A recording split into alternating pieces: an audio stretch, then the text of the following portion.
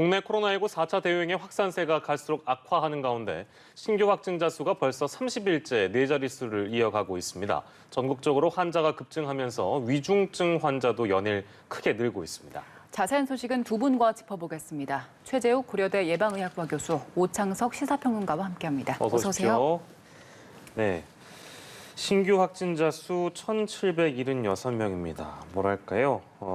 잘 떨어지지 않는 그런 상황이고 코로나 발생하고 나서 네 번째로 큰 규모라서 불안합니다. 전문가들이 경고하기로는 뭐 하루 2,000명의 확진자 발생이 임박했다 이제 이런 전망도 내놓은 바 있어서 불안감이 커지고 있는 그런 상황인데 어떻게 오늘 상황 봐야 될까요, 교수님? 네, 뭐 지금 말씀하신 대로 지금 네 자릿째 신규 확진자 숫자가 거의 한 달이 좀 넘게 지속되고 있지 않습니까? 네.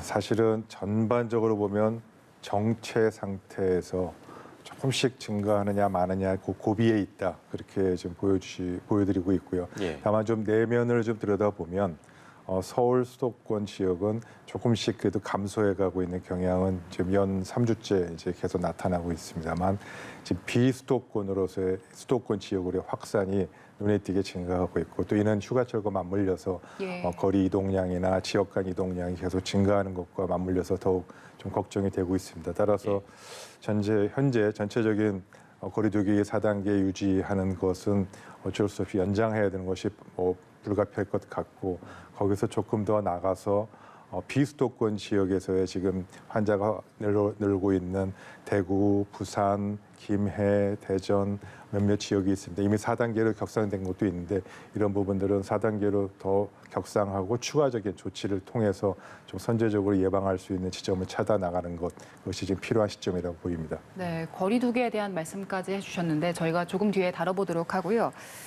최근 확산세를 보면 위중증 환자가 많이 늘었습니다. 그동안에는 위중증 환자들은 좀 고령층에서 백신 접종이 많이 줄어들면서 위중증 환자나 사망자는 좀 줄어들었는데 최근에는 많이 늘었습니다. 지난 7월 22일만 해도 218명을 기록했던 위중증 환자 수가 불과 13일 만에 100명이 늘었고요. 최근에는 하루 사이에 40명이 급증한 상황입니다.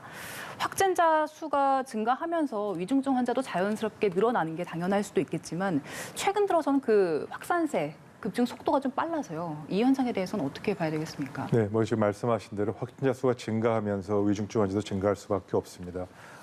뭐 예를 들어서 지금 통계 확진자 숫자만 보더라도 지난 7월 달에 신규 확진자 숫자가 6월 달에 비해서 거의 2배 반이 증가해서 거의 3만 명 가까이 나타나지 않았습니까? 따라서 위중증은 증가할 수밖에 없고요. 다행인 것은 이제 60대 이상 고령자분들에게 백신 접종이 많이 돼서 위중증 환자가 이제 급격히 증가하지 않았다가 지금 들어서 이제 50대까지도 이제 위중증 환자가 나타나고 있습니다. 그런데 격차는 있습니다. 즉 신규 확진자가 증가한다고 바로 위중증 환자 숫자 같이 따라가는 게 아니고요.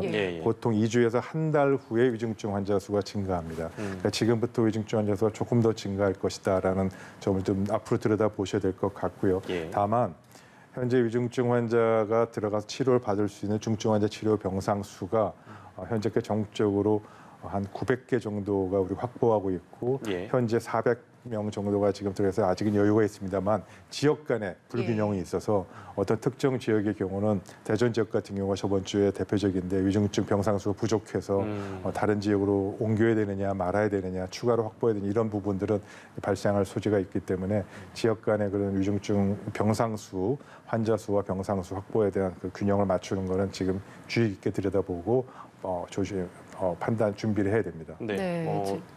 지금 병상 문제 짚어주셨는데 위중증 환자 수가 늘면 이게 곧 사망자 수로도 이어지잖아요. 그래서 지금 위중증 환자가 이렇게 급격하게 느는 걸 저희가 조금 더 눈여겨봐야 될 것 같고 여기에 대해서 대책을 빠르게 세워야 될 것 같습니다. 대책은 당연히 가장 중요한 것은 신규 확진자를 줄여 나가는 것이겠죠. 확진자 숫자가 줄여서 모수가 줄어야 위중증 환자도 줄어드니까 그 부분이 가장 급선무일 거고요. 두 번째로는 지금 발생할 수밖에 없는 위중증 환자 수를 제대로 치료할 수 있는 중증 환자 치료 병상 수가 부족하지 않게 잘 관리하는 것.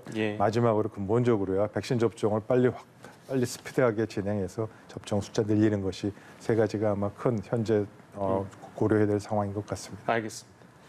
거리두기 관련된 내용 저희가 다뤄볼 텐데요. 확산세가 지금은 꺾이지 않고 있는 상황이기 때문에 이제 8일에 지금의 거리두기가 종료가 되고 이걸 이제 다시 한번 연장하느냐 이제 그 여부가 금요일에 결정이 되는 것이죠.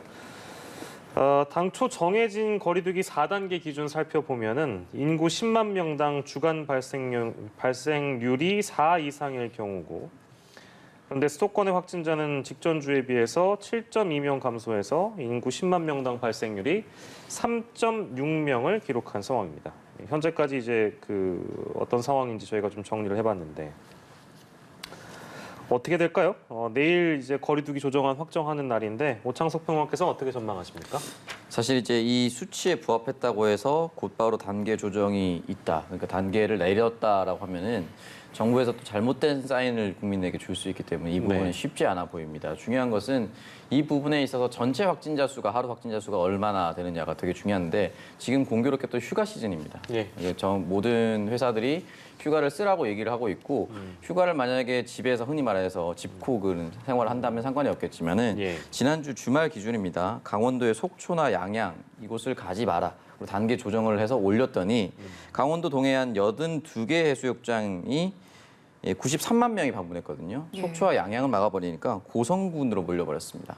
고성군에 67만 명, 그러니까 강원도 동해안을 방문한 사람의 72%가 여기로 왔고 전년 동기 대비 30배 증가했다고 합니다. 그러니까 한 지역을 막으니까 다른 지역으로 한 거죠. 이게 풍선 효과입니다. 그러니까 네네. 수도권의 단계가 낮아졌다고 해서 다른 지역까지 낮아진 것이 아니라 수도권에서 낮아진 만큼 다른 지역이 올라가 버렸습니다. 그리고 사실 처음에 1,000명이 돌파했을 때 이제 부산이나 대구 같은 경우는 100명이 넘지 않았었는데 예. 지금 계속해서 대구와 부산도 100명이 넘게 나오고 있고 심지어 부산 같은 경우는 휴양지이기 때문에 계속해서 늘어날 수도 있는 상황입니다. 그리고 8월 말까지 직장인들의 휴가가 계속 이어지기 때문에 이 부분에서 자칫 잘못해서 단계를 만약에 내렸다라고 했을 경우에 국민들이 또 괜찮은 거 아니냐, 1,000명이 또 아무렇지도 않은 거 아니냐라는 생각으로 받아들일 수 있기 때문에 이 부분에 있어서는 경각심 차원에서라도 단계 조정은 좀 어렵지 않을까, 또 하면 안 되지 않을까라는 생각합니다. 예. 네, 수도권에서 그럴 것이고 지금 비수도권도 상황이 좋지 않아서 이쪽에 대해서도 상황 조정이 좀 있겠어요.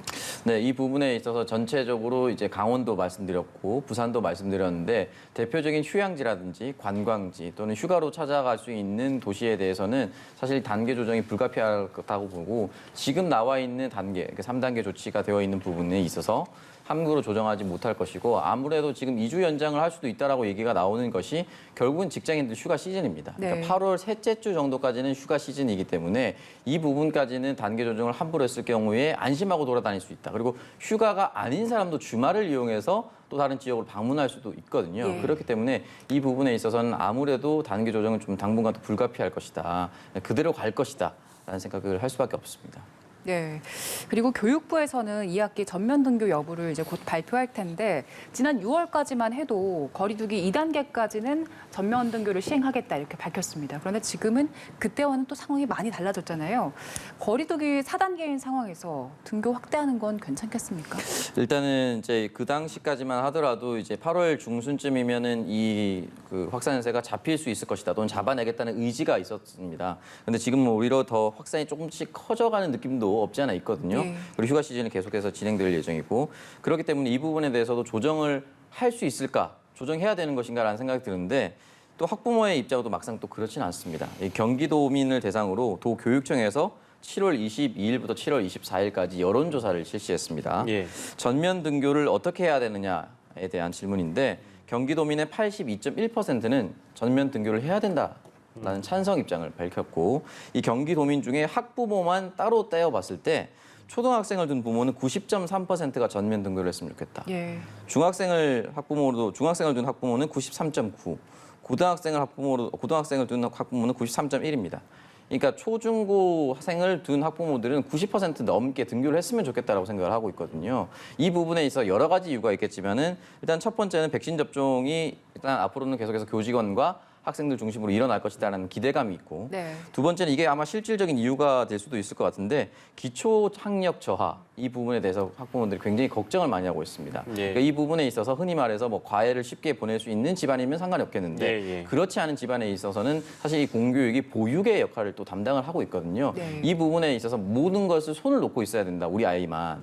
그렇기 때문에 우리 아이만 계속해서 뒤처지는 것이 아니냐. 심지어 지난해 이미 입학한 학생들 또는 이미 입학한 학생을 둔 부모 입장에서는 2년을 거의 그대로 학교를 제대로 못 보내고 있는 실정이거든요. 네. 만약에 중학생이면 중학교 1, 2년을 이상하게 보내는 거고 초등학생이면 초등학교 1, 2년. 그러니까 보통 초등학교 1, 2년 입학을 하면 어떤 글씨를 쓰고 말을 하고 이런 어휘력에 문제가 없는데 초등학교 선생님들이 인터뷰를 해보더라도 그간에 있었던 최근에 몇 년 동안과는 다르게 초등학교 1학년, 2학년의 기초학력의 상태가 정말 현저히 낮아져 있다라고 얘기를 하고 있습니다. 현장 일선에서도. 그렇기 때문에 이 부분에 있어서는 학부모와 선생님들도 우려를 하고 있는 입장이기 때문에 예. 정부 당국이 조금 더 힘을 내서 방역 보조 인력을 좀 배치해달라는 요구도 있었기 때문에 이런 부분과 백신 접종 그리고 보육의 입장에서도 학부모들은 학교를 그래도 보내는 것이 보내고 싶어하는 마음이 크니까 네. 아마 이런 부분을 좀 받아들여서 교육부도 결정을 하지 않을까라는 생각이 듭니다. 예, 그렇습니다. 온라인으로 뭐 한다고 해도 한계가 있는 것이고 대면 수업의 필요성 많은 분들이 공감하고 계실 텐데, 근데 저희가 이제 하나 짚어볼 부분은 이제 이런 조치가 있습니다. 가족 가운데 자가격리자가 있어도 만약에 학교를 가고 싶어하는 학생이 이제 그 가족 중에 있다. 그러면 진단 검사를 받습니다. 그래서 음성 판정이 나오면 그 전제하에 이제 등교를 할 수 있게끔 한다는 내용인데요. 물론 이제 요 부분에 대한 의견들은 조금 갈릴 수도 있겠습니다. 그러니까 그 음성 판정이 나오더라도 뭐 예를 들면 자가격리자들 중에는 음성이 나오더라도 며칠 있다 양성이 되거나 뭐 이제 이런 어떤 여러 가지 변수들이 있다 보니까 그렇다 가족 중에 자가격리자가 있는데 이 학생을 학교에서 받아주는 게 맞느냐라는 이제 그런 의견도 있을 법하고요. 이런 조치에 대해서 어떻게 보시는지요? 현재 좀 생각해 보셔야 될 것은 우선 결론적으로 보면은 뭐 합당한 조치라고 보고요. 네. 자가격리자는 확진자는 아닙니다. 예. 그래서 확진이 안 돼 있고 그리고 가족이라 하더라도 내가 학생이 PCR 검사에서 음성이 나오면 감염 우려가 없기 때문에 네네. 당연히 이제 활동을 해도 되는 것이죠. 현재도 그렇게 돼 있습니다. 예. 그래서 이제 이 부분은 걱정 안 하셔도 되고요. 뭐 만에 하나라도 자가격리 하다가 이제 양성이 나오면 이제 곧바로 조치가 들어가서 음성이 나온다 하더라도 같이 자가격리 동일하게 된 학교에 어차피 등교는 못합니다. 그래서 충분한 조치라고 보고요. 예. 이러한 조치 이외에도 네네. 지금 교육부가 여러 가지 고민하고 있는 추가적인 조치사항 이런 것들도 있습니다. 지금까지는 학교에서 확진자 감염이 나오면 학교 전체가 휴교했습니다. 예. 그런데 이제는 그런 것보다는 지금 사업장이나 다른 그 다중이용시설처럼 확진자가 학교에서 나온다 하더라도 역학조사를 통해서 해당 학급만 이제 휴교를 하고 역학조사를 통해서 이제 최소한의 그 격리 해당되는만 조사를 하고 나머지는 정면적인 등교를 하는 걸 또 검토하고 있거든요. 그래서 예. 역학조사를 더 활성화하는 방안, 네. 또 그 외에 다양한 방안을 고려해서 등교를 최대한 가능할 수 있는 방안들을 고려하고 있기 때문에 예. 그러한 조치들과 함께 최종적으로 교육부의 발표를 좀 들어보면서 등교 여부를 최종 결정할 수 있도록 좀 기다려보는 것이 좋지 않을까 생각합니다. 네, 그리고 그리고 앞서 그 오창석 시사평론가가 그 학부모들에게 학교 등교에 대한 설문조사를 얘기해 줬잖아요. 이유가 일단 학습 공백에 대한 이유였는데 방역적 측면에서 좀 살펴보면요. 학부모들이 이런 얘기를 하더라고요. 그 학교에 못 보내면서 어쨌든 학원이든 교습소든 스터디 카페든 가게 되면서 오히려 거기서 얼마 온다. 거기서 방역에 구멍이 있다. 이런 의견들을 밝히고는 있는데 방역적 측면에서 봤을 때 학교에 보내는 것과 학원이나 교습소에 가는 것, 이건 어떻게 비교해 볼 수 있겠습니까? 네, 그 시기적으로 구분해야 됩니다. 지금 말씀하신 대로 이 사회적 거리두기, 특히 학교 휴교령은 통상 6개월 이상 되면 효과가 떨어진다는 얘기가 나온 얘기가 바로 그 점 때문에 그렇습니다. 그래서 초기 6개월은 잘 지켜지지만 6개월 이상이 지속되고 1년 이렇게 지속되면 학원이라든지 그 외에 다양한 그런 교습소에서의 이 학교 외부 활동이 많아지고 그보다 또 중요한 것 중에 하나는 학생들이 사적 활동을 어디선가 하게 됩니다.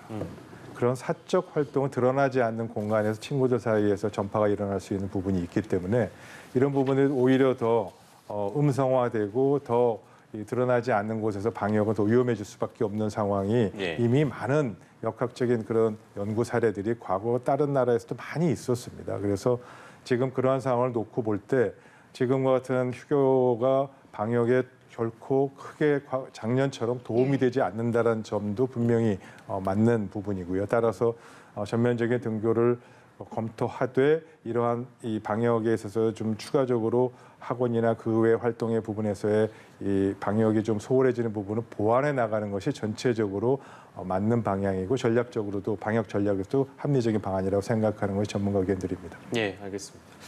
아무튼 2학기 전면 등교 여부는 9일쯤에 발표가 될 예정이고요. 등교권을 최대한 보장하겠다는 어떤 의도 아래에서 여러 가지 조치들을 또 교육부에서 강구를 하고 있습니다. 좀 더 지켜보시고요. 자, 그리고 부산대병원 소아청소년과 연구팀이요. 5월 25일부터 6월 3일에 18세 미만 자녀를 둔 부모 226명을 대상으로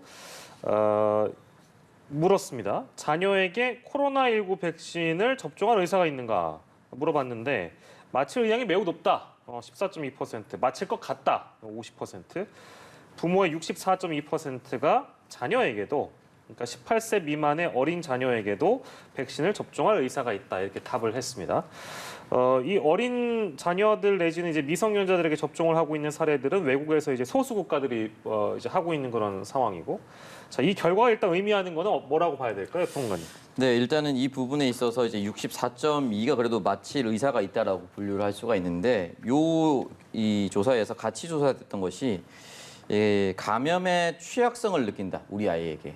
감염의 취약성을 느낀다라고 대답했었던 부모가 69.5%입니다. 네. 그러니까 마치겠다는 비율과 취약성을 느낀다는 비율이 거의 비슷해요. 그러니까 취약성을 느끼기 때문에 우리 아이에게도 마치겠다라는 것인데, 중요한 거는 약 40%가 아직도 결정을 못 내렸다는 것. 그중에 그래도 그나마 조금 다행스럽다고 느끼는 것은 12%는 거의 안 마치겠다는 것인데, 네네. 23.5%는 아직 정하지 않았다라는 것이거든요. 그러니까 정하지 않았다는 것은 마치지 않겠다로도 넘어갈 수도 있지만 마치겠다로 넘어올 수도 있는 부분입니다. 이런 부분에 있어서는 역시나 이제 방역 당국이 안전성에 대한 이야기를 뚜렷하게 해줘야 학부모도 명확하게 선택을 할 수 있는 부분인 것이고, 그런 의미에서 이 응답을 했었던 부모 자신은 얼마나 맞을 것인가에 대한 의향 조사를 했는데 네. 76.5%가 맞겠다라고 했어요. 예. 그러니까 마치겠다라고 했었던 비율보다는 약 12%가 높습니다. 예. 그러니까 12% 정도 마치지 않겠다, 정하지 않겠다라고 했었던 23 중에 12%는 마칠 의향이 조금 더 있는 것이죠. 자신은 맞겠다고 했으니까. 예. 그러니까 내 몸에는 맞을 수 있지만 우리 아이에게 만약에 맞춰도 괜찮다면, 흔히 말하는 부작용이라든지 있었던 뭐 어떤 사망 사고라든지 이런 부분이 전혀 없다라고 했을 경우에는 마치겠다는 것이거든요. 이런 부분에 있어서 해외 사례라든지 또는 방역 당국의 철저한 검증을 통해서 어쨌든 아이의 건강도 보호해야 됩니다. 가장 급선무로 보호해야 될 부분이기 때문에 안전성과 신뢰도를 높이는 부분이 가장 중요하다라고 생각이 듭니다. 네, 국내 상황 전반적으로 짚어봤고요. 지금 도쿄올림픽 선수촌에서 집단 감염이 처음으로 발생했습니다. 그리스 아티스틱 스위밍 선수단 5명이 양성 판정을 받은 상황인데, 당초 올림픽이 시작하기 전에 올림픽 선수단 그 이동이 제한이 잘 안 된다, 관리가 어렵다라는 지적을 여러 번 해왔거든요. 지금보다 이 감염이 더 확산할 위험성도 있겠습니까? 아직은 이제 그럴 가능성은 좀 확정할 수 없고요. 5명이 집단 감염됐습니다만 같은 국가의 같은 종목의 선수단이어서 이제 같은 거주 공간에 이제 있는 경우가 많기 때문에 거기 내에서의 집단 감염인지 그 해당 국가가 아닌 다른 선수단 전체 선수촌으로 집단 감염 발병할 일이 있는지에 대해서 역학조사를 통해서 확인될 부분이고요. 예. 아직은 그렇게까지 위험성이 있다고 보지는 않습니다. 근데 이제 역학조사 결과를 통해서 확정해봐야 되겠죠. 예. 현재까지 올림픽 이 게임 이 선수단 내에서 329명이 총 발생했고 5명 포함해서 29명이 지금 발생한 걸로 되어 있습니다. 그래서 네. 앞으로도 이제 이런 부분들은 이제 장기화되다 보니까 이제 올림픽 게임이 계속 진행이 되다 보니까 이제 네. 집단 감염의 발생 가능성이나 확산 가능성은 충분히 있다. 그런 점에서 우리 선수단도 포함해서 많은 선수들이 감염의 우려에 대해서 좀 벗어날 수 있는 방안도 자체적으로 고민해야 될 그런 상황이 좀 돼서 좀 우려스럽긴 합니다. 예, 알겠습니다.